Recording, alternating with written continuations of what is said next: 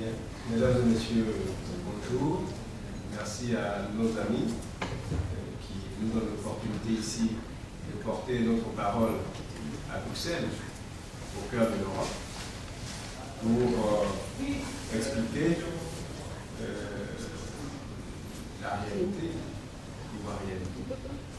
Moi, je me mets dans le contexte du discours du président Gbagbo hier, qui s'est adressé à la nation, et le discours qui a été largement relayé par les médias qui sont très attentifs.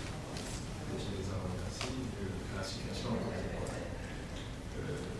Le président Gbagbo a fait une offre de dialogue à l'opposition, notamment à M. Ouattara, qui a été présenté comme président par la commission électorale indépendante, résultat proclamé à son sujet de campagne dans un hôtel qui ressemble plus à Pigalle qu'à une institution. Je vais donc ici dire que c'est cela notre dynamique aujourd'hui, parce que la communauté internationale, notamment la France et les États-Unis, essentiellement, s'est un peu trop vite emballée en multipliant les déclarations péremptoires, des menaces improductives, en prenant en fait en otage toute initiative de négociation, parce que c'est par la négociation que nous pouvons sortir de cette imbroglio post-électoral. Nous sommes des hommes de paix. Depuis 2002, septembre 2002 exactement, le président Gbagbo a accepté toutes les médiations, qu'elles soient françaises ou africaines. Il a accepté que la rébellion entre au cœur de l'appareil de l'État en faisant siéger dans ses gouvernements successifs des membres de cette soldatesque qui a quand même endeuillé des familles ivoiriennes qui continuent d'ailleurs de le faire. Donc on peut lui faire tous les procès d'intention, sauf celui d'être un chef de guerre. Gbagbo a décidé de régler cette crise par la négociation. Moi, je vais axer mon propos sur l'Europe et dire que l'Europe qui a connu 2 guerres mondiales importantes, dont fait des dizaines de millions de victimes, ne peut pas se rendre complice d'une forfaiture électorale. L'Europe ne peut pas endosser un coup d'État, qui est en réalité le plus long coup d'État du monde, puisqu'il dure depuis 2002. Et que M. Ouattara, en 2010, à l'occasion de cette élection, a tenté une opération de réhabilitation politique qui a échoué. Et nous n'accepterons pas, ni aujourd'hui, ni demain, ni après-demain, que l'Europe, ni les droits élémentaires de notre peuple, de notre pays qui est un État souverain, des membres de l'ONU, dont un des articles de la Charte affirme que tous les États sont égaux. Nous sommes certes une puissance petite, mais nous avons une dignité qui ne se négocie pas. Donc les dictats émis de Paris ou de Bruxelles ne nous font guère d'effet. Ça, je tiens vraiment à le dire. Nous ne sommes pas des guerriers, autrement nous aurions engagé une lutte stupide de libération de notre pays, mais bien au contraire, nous estimons que c'est par la négociation, par le dialogue, par la discussion que nous pouvons régler cette crise post-électorale. Et c'est le président Gbagbo, encouragé par la communauté internationale, qui a fait en sorte que les élections puissent se tenir. Parce que notre première exigence, c'était d'abord celle du désarmement. Parce que, croyez-vous, l'Europe a fait miroiter des aides internationales au président Gbagbo, on a parlé du PPT, etc., en disant que les conditions d'une élection transparente, libre, étaient réunies, alors qu'en réalité, la rébellion de M. Alassane Ouattara, qui est le chef de la rébellion, n'avait pas désarmé. Et à la suite du premier tour et du second tour, le président Gbagbo a engagé un certain nombre de recours devant le Conseil constitutionnel qui ont conduit à l'annulation de suffrage dans 7 départements du pays. Donc ce n'est pas le président Gbagbo qui est à l'origine de cette crise, mais bien M. Ouattara et ses relais internationaux, diplomatiques, financiers et militaires, qui veulent coûte que coûte installer un ami au pouvoir. Nous refusons cela. je tiens vraiment à le dire, et il faut que l'Europe, qui semble-t-il a une politique de lutte contre le terrorisme, par exemple en Afghanistan, comprenne que nous ne saurions accepter une politique internationale de sécurité à deux vitesses. Une politique internationale de sécurité à géométrie variable. On pourchasserait les terroristes en Afghanistan, alors que dans le même temps, on s'associerait, on s'allierait à des rebelles en Côte d'Ivoire. Et je voulais préciser que une aggravation de la situation en Côte d'Ivoire aurait des effets collatéraux d'une ampleur jamais connue.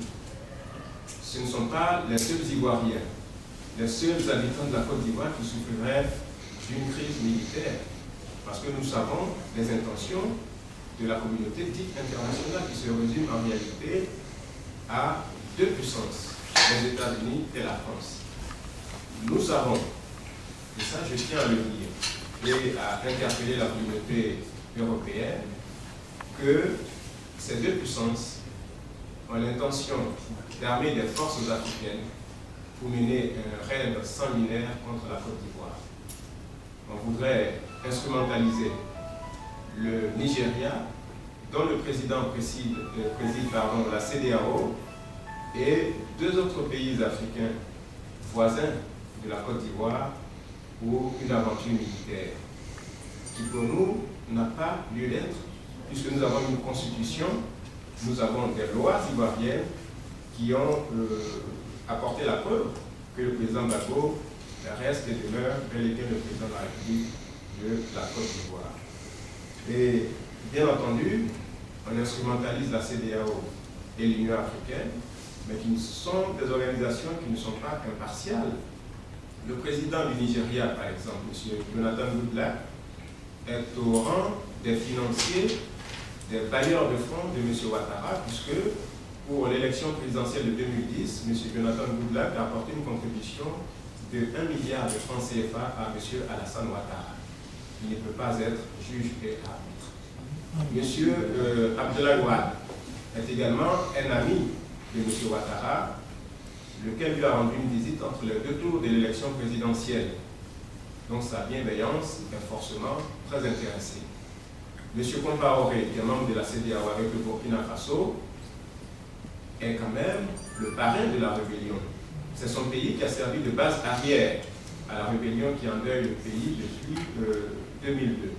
Donc on peut difficilement croire en sincérité de ces trois personnalités politiques lorsqu'elles se réunissent en catimini à Abuja il y a 2 semaines et demie pour prendre une déclaration qui n'engage que seuls, puisque les chefs d'État de la CEDEAO ont refusé d'aller à cette réunion et le 4e pays présent, notamment le Libéria, a refusé d'endosser la déclaration dite de la CEDEAO.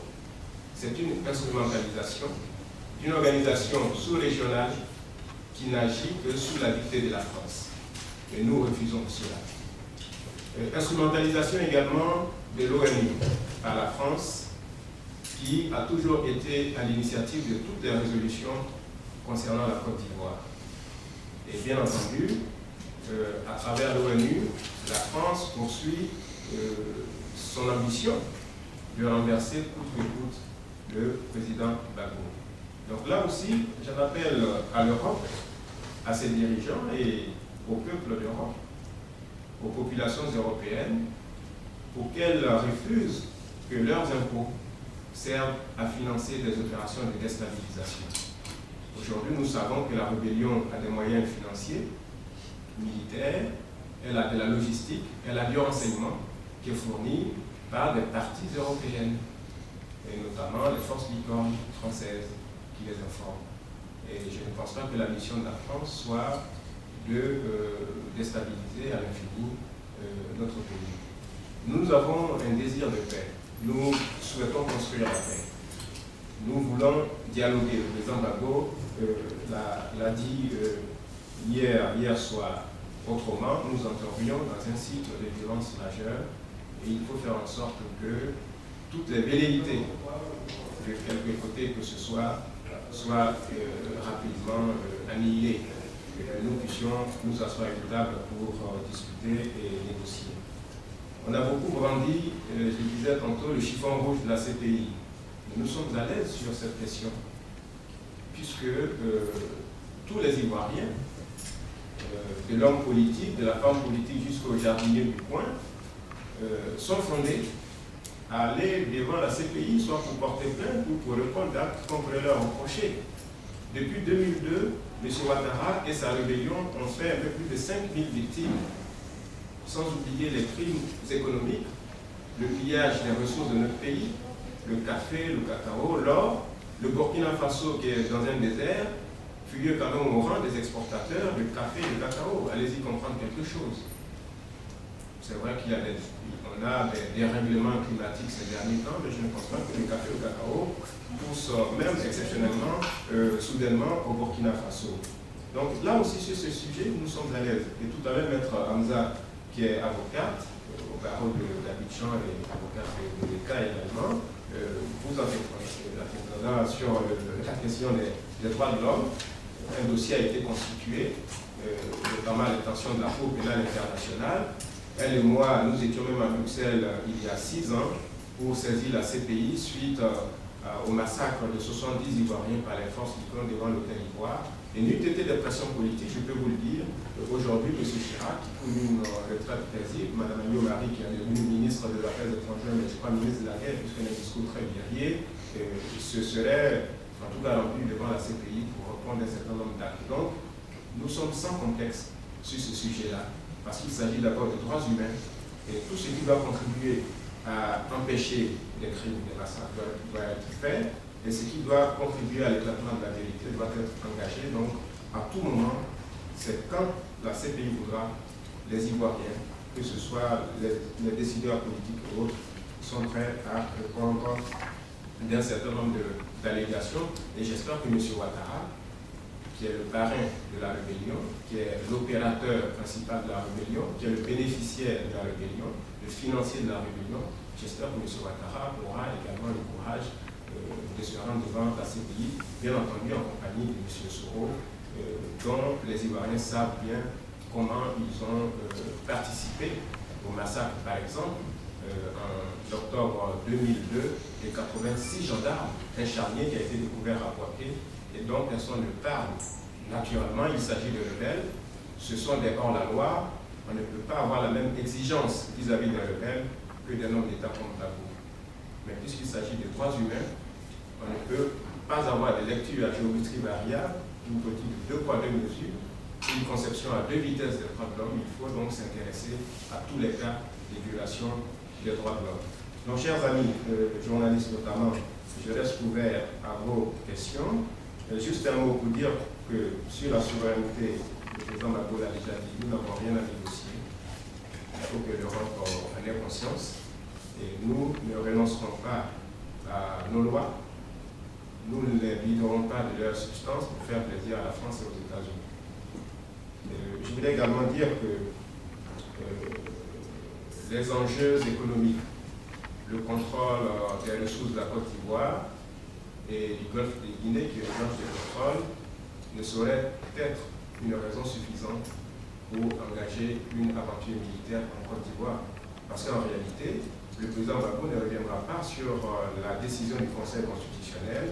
Et si l'Europe, les États-Unis, la France et la petite communauté de copains et de copains éthiques internationales, si elle ne renonce pas à ses intentions militaires, il faudra alors qu'elle y aille par la force. Mais nous souhaitons que ce soit par le dialogue que M. Ouattara revienne dans la République, parce qu'il est le vaincu d'une élection.